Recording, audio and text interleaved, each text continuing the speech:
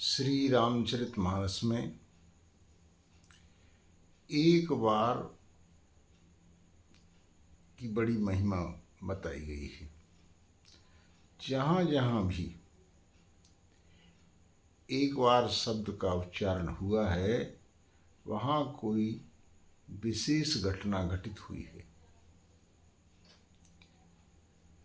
एक बार अनेक बार आया है और हर बार ही कोई विशेष बात गोस्वामी जी ने प्रस्तुत की है।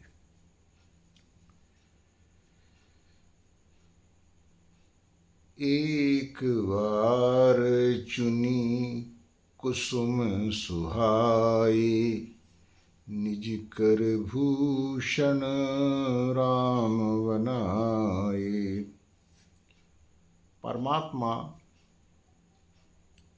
अपनी शक्ति का श्रृंगार करने जा रहा है। स्वयं जो है अपने हाथों से पुष्प चुनकर उसकी गहने बनाकर मालाएं बनाकर जानकी जी का श्रृंगार कर रहे हैं और बड़े जो है आदर के साथ सीता जी को पहना रहे हैं।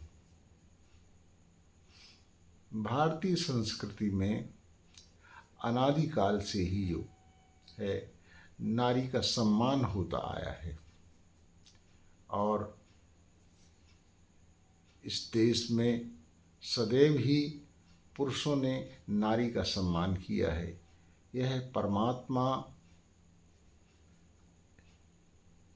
इस समाज को जो है यह संदेश देना चाहता है कि यत्र नार्यस्तु पूज्यन्ते रमन्ते तत्र देवता।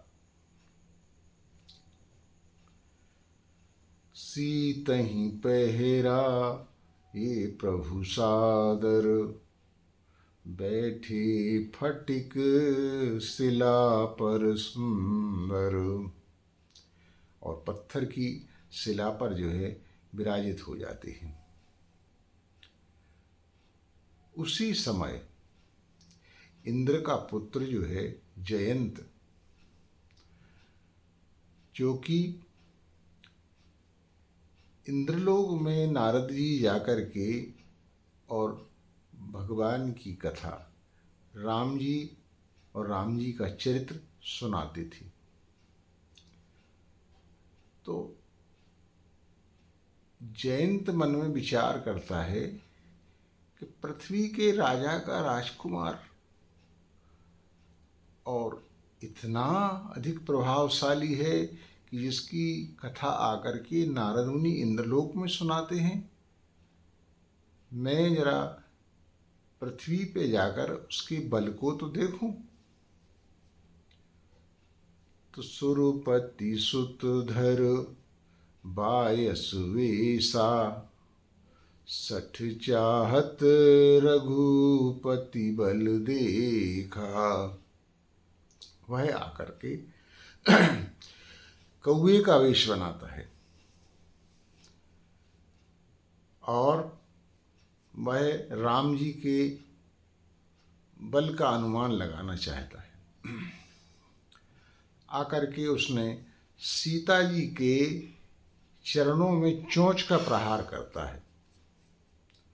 सीता चरण चोंच हति भागा, मूढ़ मंद मति कारण कागा।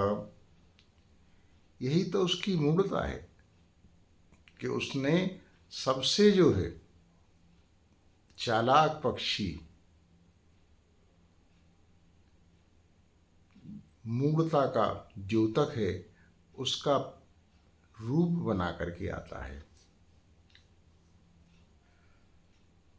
तो जब वह चोंच मारता है तो रुधिर जो रक्त है खून बह निकलता है और वह भगवान के चरणों में स्पर्श होता है तो राम जी उसको देखते हैं। चला रुधिर रघुनायक जाना, रघुनाथ जी को पता लगता है कि यह कौआ जो है सीता जी के चरणों में चोंच मार के भागा है। तो सीक धनुष सायक संधाना, एक तिनका उठा करके और राम जी छोड़ देते हैं। तो तिनका जो है उस कौए के पीछे लग जाता है। अब उसे प्राणों का संकट उत्पन्न हो जाता है, तो भाग करके और अपने घर जब पहुंचता है तो घर पहुंच करके वह स्वरूप बदल करके जयंत अपने स्वरूप में आ जाता है। धरि निज रूप गयो पितु पाही, राम विमुख राखा तेहि नाही। राम जी से विमुख होकर के वह आता है तो उसमें उसको घर में भी प्रवेश नहीं मिलता है। उसके पूर्व वह सारे ब्रह्मांड का चक्कर लगाया है। ब्रह्मधाम शिवपुर सब लोका, फिर आश्रमित व्याकुल भय शोका। सारी ओर भागता है, ब्रह्म लोक जाता है, शिव लोक जाता है और अन्य अन्य लोकों में वह बचने का प्रयास करता है, लेकिन राम जी का विरोधी होने के कारण उसको कोई भी शरण नहीं देता है। स्वयं अपने घर जाता है इंद्रलोक, तो इंद्र भी जो है अपने इंद्रासन के भय से कि यदि मैं इसको शरण दूंगा तो मेरा इंद्रासन भी कुशल से रहने वाला नहीं है, तो वह बड़ा ही थका हुआ है। फिर आश्रमित व्याकुल भय शोका, वह व्याकुल है और शोक से भरा हुआ है। तो जब संसार में किसी के पास शरण नहीं मिलती है तो शरणागत का एक स्थल संतों का सानिध्य ही रहता है। नारद देखा बिकल जयंता, लागी दया कोमल चित संता।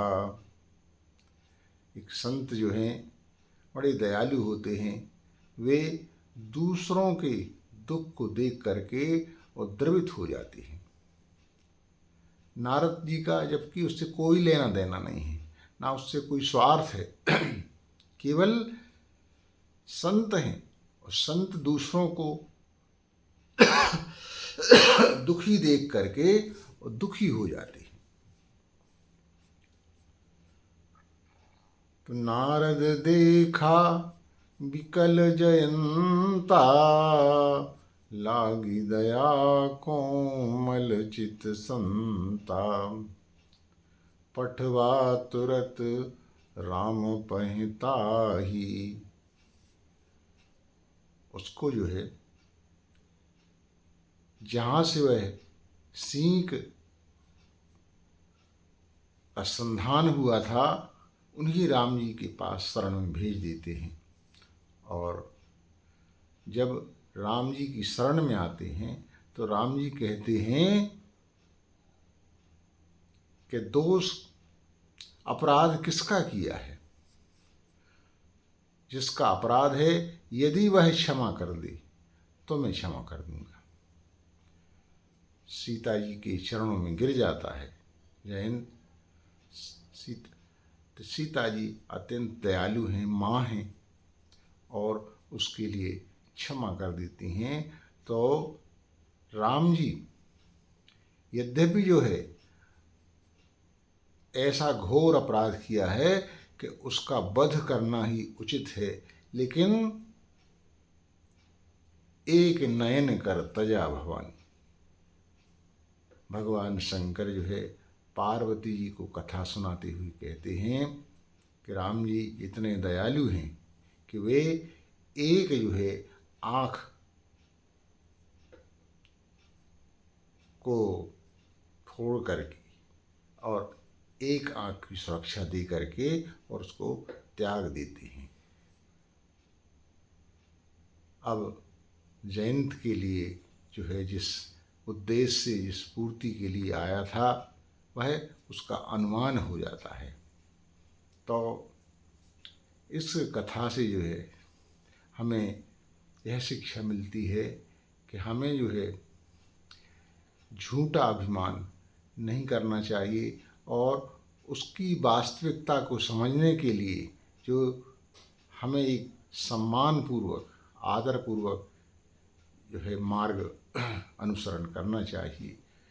उसने जो है कुत्सित भाव से, कुटिल भाव से जो है राम जी के बल का परीक्षण करना चाहा, तो केवल जो है बल का परिचय तो नहीं मिला और एक उसकी आँख भी चली गई।